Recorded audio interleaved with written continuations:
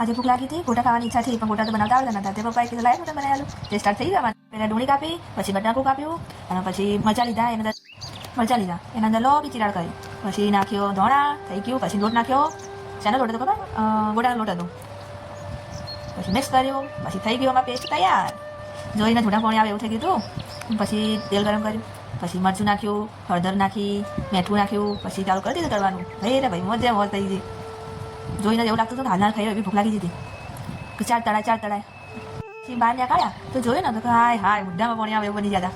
એવા લાજવાબ લાગે, પાયસમાં કાચા હતા. તે પાછા તળ્યા અને દબાયા પેલા તો, પછી તળ્યા, પછી એક નંબર થઈ ગયા. લાગે ને બાકી એમ જોઈને મુદ્દામાં પાણી વાળા એવા થઈ ગયા. જો આ આપણું રિઝલ્ટ લાગે મસ્ત.